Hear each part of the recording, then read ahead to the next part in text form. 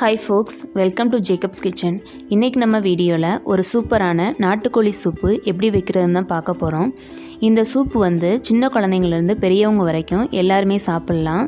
இது நம்ம உடம்புல ஏற்படுற எல்லா பிரச்சனைகளையுமே தீர்க்கக்கூடிய ஒரு மருந்தாக இருக்குது. இப்போ இந்த சூப்பு எப்படி வைக்கிறதுன்னு பார்க்கலாம் வாங்க.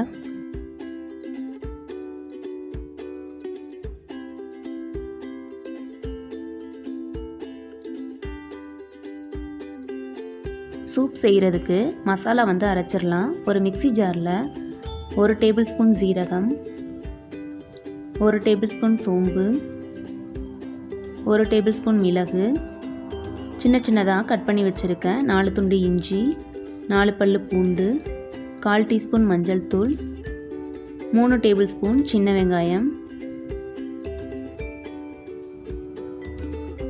2 டேபிள் ஸ்பூன் தக்காளி. இப்போ இதில் கொஞ்சமாக தண்ணி சேர்த்து ஃபைன் பேஸ்ட்டாக அரைச்சி எடுத்துக்கலாம். நம்ம சூப்புக்கு வேறு எந்த மசாலாவும் சேர்க்க போகிறதில்ல. இந்த மாதிரி அரைச்சி எடுத்துக்கோங்க. இப்போ நம்ம சூப்பு எப்படி வைக்கிறதுன்னு பார்க்கலாம். இப்போ ஒரு குக்கரில் 5 டேபிள் ஸ்பூன் அளவுக்கு ஆயில் சேர்த்துக்கிறேன். எண்ணெய் சூடாயிடுச்சு. இதில் 1 டேபிள் ஸ்பூன் கடுகு, 1 டேபிள் ஸ்பூன் சோம்பு, 2 பிரியாணி இலையை சேர்த்துட்டு இதை பொரிய விட்டுறலாம். இப்போ இதில் வெங்காயத்தை சேர்த்துடலாம். நான் 20 சின்ன வெங்காயத்தை கட் பண்ணி சேர்த்துக்கிறேன். சேர்த்துட்டு இது பொன்னிறம் ஆகிற வரைக்கும் வதக்கிக்கலாம். உங்கள்கிட்ட சின்ன வெங்காயம் இல்லைன்னா பெரிய வெங்காயத்தை சேர்த்துக்கோங்க. நாட்டுக்கோழி சூப்புக்கு சின்ன வெங்காயம் சேர்த்தா தான் நல்லாயிருக்கும். வெங்காயம் நல்லா வதங்கிடுச்சு. இப்போ தக்காளியை சேர்த்துக்கலாம். நான் 2 பெரிய சைஸ் தக்காளி எடுத்திருக்கேன்.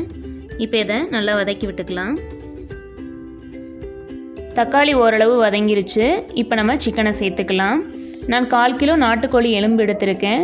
சூப்பு வைக்கும்போது சதையுள்ள கறியாக போடாமல் கோழியினுடைய கால், எலும்பு, விங்ஸ் மட்டும் தனியாக எடுத்து போட்டிங்கன்னா சூப் நல்லாயிருக்கும். இதை 1 நிமிஷம் வதக்கிக்கலாம். இப்போ இதில் 2 கொத்து கருவேப்பிலை, கொஞ்சம் போல் கொத்தமல்லி இலை, 1 ஸ்பூன் உப்பு சேர்த்துட்டு இதை 2 நிமிஷம் வதக்கி விட்டுக்கலாம்.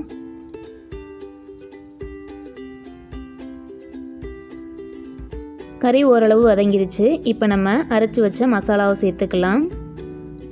சேர்த்துட்டு சூப்புக்கு தேவையான அளவு தண்ணி சேர்த்துக்கலாம். சிக்கன் நல்லா வேகணும். அதனால் நான் 3 கப் தண்ணி சேர்த்துக்கிறேன். உங்களுக்கு எந்த அளவு சூப்பு வேணுமோ அந்த அளவுக்கு தண்ணி சேர்த்துக்கோங்க. தண்ணி சேர்த்ததும் சூப்பில் உப்பு இருக்கான்னு செக் பண்ணிவிட்டு வேணும்னா உப்பு சேர்த்துக்கோங்க. சூப் நல்லா கொதித்து கொஞ்சம் வற்றணும். ஒரு கொதி வந்ததும் எடுத்து குடிச்சிங்கன்னா கறியினுடைய ஸ்மெல் அப்படியே இருக்கும். அதனால் குக்கரில் ஒரு 4 விசில் விட்டு இறக்குனதும் குக்கரை ஓப்பன் பண்ணிவிட்டு சூப்பை ஒரு 2 நிமிஷம் கொதிக்க வச்சு அப்புறம் குடிங்க. அப்போ தான் சூப் நல்லாயிருக்கும். சிக்கன் எல்லாம் நல்லா வெந்து சூப்பும் கொஞ்சம் வற்றிருச்சு. நம்மளுடைய சூப்பரான நாட்டுக்கோழி சூப் ரெடி ஆயிடுச்சு. இப்போ நம்ம இறக்கிடலாம். இதை நீங்களும் உங்கள் வீட்டில் ட்ரை பண்ணி பாருங்கள். ட்ரை பண்ணி பார்த்துட்டு எப்படி வந்துச்சுன்னு எனக்கு கமெண்ட்ஸில் சொல்லுங்கள். இந்த வீடியோ உங்களுக்கு பிடிச்சிருந்துச்சுன்னா லைக் பண்ணுங்கள், ஷேர் பண்ணுங்கள், கமெண்ட் பண்ணுங்கள். மறக்காமல் ஜேக்கப்ஸ் கிச்சனுக்கு சப்ஸ்கிரைப் பண்ணிடுங்க. தேங்க்யூ.